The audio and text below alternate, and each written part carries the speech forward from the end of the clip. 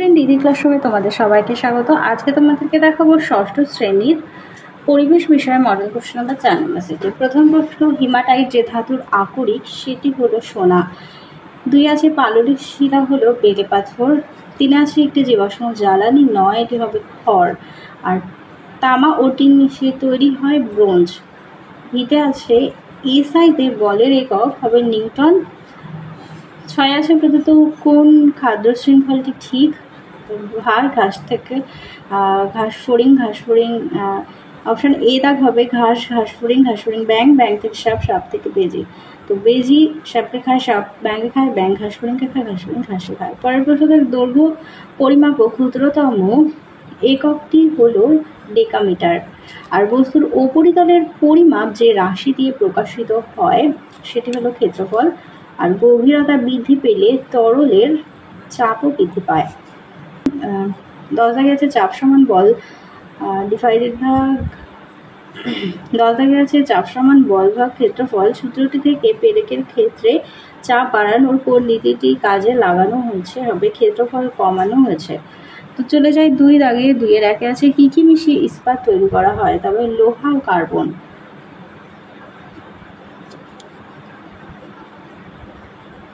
পরের প্রশ্ন, এলপিজি এর পুরো নাম কি? হবে লিকুইফাইড পেট্রোলিয়াম গ্যাস।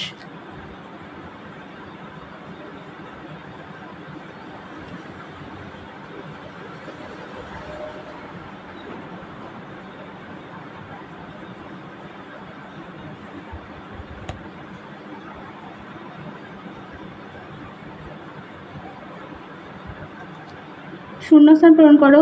ইলেকট্রিক ইস্ত্রি চালু করা হলে ড্যাশ শক্তি তাপ শক্তিতে রূপান্তরিত হয়। তো এটা হবে তড়িৎ শক্তি তাপ শক্তিতে রূপান্তরিত হয়।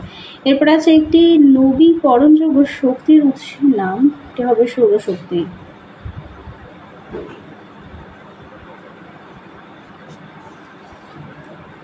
পাঁচ দাগ ডিজিটাল স্টপ ওয়াচে কতটা সূক্ষ্ম সময় নির্ধারণ করা হয়?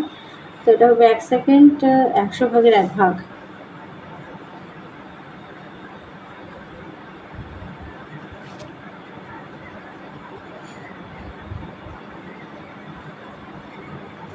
পরের প্রশ্ন, শূন্যস্থান পূরণ করো। উদ্ভিদের বৃদ্ধিমাপক যন্ত্রটি হলো অ্যাক্সোনোমিটার।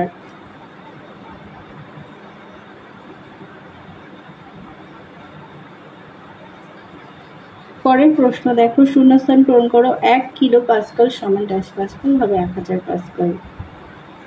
আর বাতাসের গড়বেগ বাড়লে চাপ বাড়ে না কমে? হবে কমে। চলে যাই 3 দাগে। 3 এর 1 জীবাশ্ম বলতে কি বোঝো?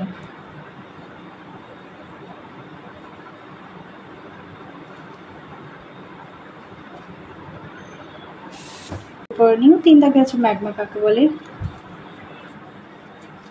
পৃথিবীর অভ্যন্তরে যত গভীরে যাওয়া যায় চাপ ও উষ্ণতা তত বাড়তে থাকে। ফলে পৃথিবীর গভীরতম অংশে পাথর কঠিন অবস্থায় না থেকে তরল অবস্থায় থাকে, একেই ম্যাগমা বলে।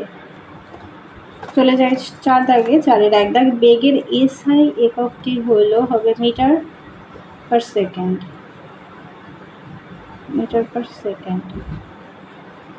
আর বেগের একক প্রাথমিক না লব্ধ ব্যাখ্যা করো। দেখে নাও।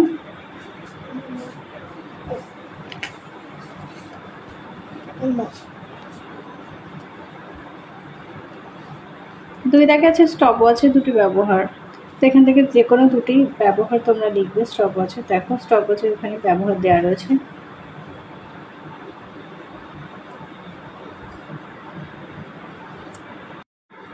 পরের প্রশ্ন, খাদ্য পিরামিড কি? যে কোনো খাদ্য শৃঙ্খলের অন্তর্গত উদ্ভিদ ও প্রাণীদের নিচ থেকে ওপরে ক্রমিক পর্যায়ে অনুভূমিক ধাপে সাজারে যে ছক বা পিরামিড তৈরি হয় তাকেই বলা হয় খাদ্য পিরামিড। এরই সাথে ছিল খাদ্য পিরামিডের প্রতিটি স্তর কি বলে? উত্তরটি হবে ট্রপিক লেভেল। পরের প্রশ্ন, লিনেম্যানের 10% সূত্র লেখো। প্রতিটি পুষ্টি স্তরে গৃহীত শক্তির 10% ওই পুষ্টি স্তরে জীবদের দেহ গঠনের কাজে লাগে, যা পরবর্তী পুষ্টি স্তরের জীবেরা গ্রহণ করতে পারে। বাকি 90% শক্তির স্থানান্তরকরণ হয় না। এরপরে আছে ঝড়ে টিনের চাল উড়ে যায় কেন। পরের প্রশ্নটি দেখো, ঝড়ে টিনের চাল উড়ে যায় কেন। ঝড়ের সময় বায়ুর প্রচণ্ড গতির জন্য তার মধ্যে গতিশক্তি সঞ্চারিত হয়, যার ফলে তা কাজ করার সামর্থ্য অর্জন করে। বায়ুর এই গতিশক্তির প্রভাবে ঝড়ে বাড়ির ছাউনি উড়ে যায়, ঘরবাড়ি ভেঙে পড়ে, গাছপালা ভেঙে যায়, অর্থাৎ এক্ষেত্রে গতিশক্তি যান্ত্রিক শক্তিতে রূপান্তরিত হয়। পরের প্রশ্ন দেখো, তুমি মেঝেতে দাঁড়িয়ে না শুয়ে থাকা অবস্থায় মেঝেতে বেশি চাপ প্রয়োগ করবে, ব্যাখ্যা করো।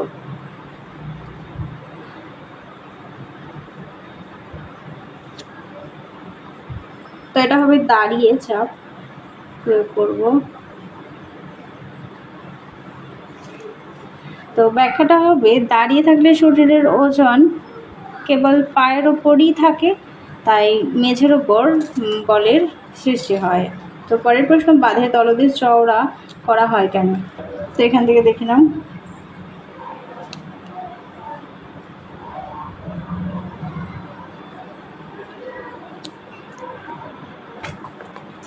এরপরে চলে যাই লাইফ সায়েন্সে।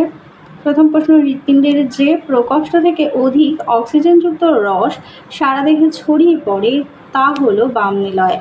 আর মানবদেহে গ্যাসীয় আদান প্রদান ঘটে ফুসফুসের বায়ুথলির মাধ্যমে। 3 দাগের দেহভর সূচক 43 হলে এই অবস্থাকে বলা হয়, যেটি হবে স্থূলত্ব। আর শ্রেণীচক্র এবং ফিমারের সন্ধি হলো বল সকেট সন্ধি। তারপর আছে সত্য অথবা মিথ্যা লেখো। লালারসে থাকা এর জীবাণু ধ্বংস করে, তো এটা মিথ্যা হবে। ফুসফুসীয় ধমনী বিশুদ্ধ রক্ত বয়ে নিয়ে যায়, মিথ্যা। এদিকে 2 দাগে ছিল আরেকটি, বলেছে একজন পূর্ণ বয়স্ক মানুষের শরীরে 206টি অস্থি দ্বারা গঠিত, এটা সত্য।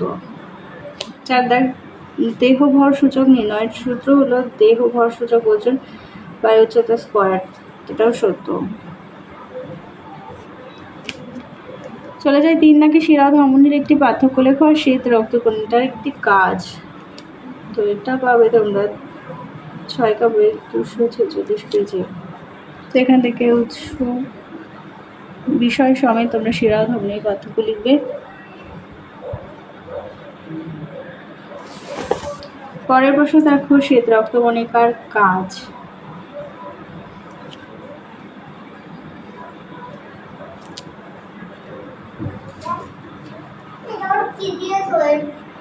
পরের প্রশ্ন দেখো, মানুষের হৃৎপিণ্ডের সরল চিহ্নিত চিত্র অঙ্কন করো। তো এটা তোমাদের পাঠ্য বই আছে, দেখবে ওখানে ভালো করে দেওয়া আছে। এরপরে অস্থিসন্ধি কাকে বলে, হাড়ের জোড়াকে বলে অস্থিসন্ধি। আর কলম দিয়ে লেখার সময় বুড়ো আঙুলে কোন অস্থিসন্ধি কাজ করে, স্যাডলার সন্ধি ও কনুই সন্ধি। তাহলে চলো তোমাদের 4 নম্বর মডেল সেটটি সমাধান করে দিলাম। আবার দেখা হচ্ছে আরেকটি ভিডিওতে।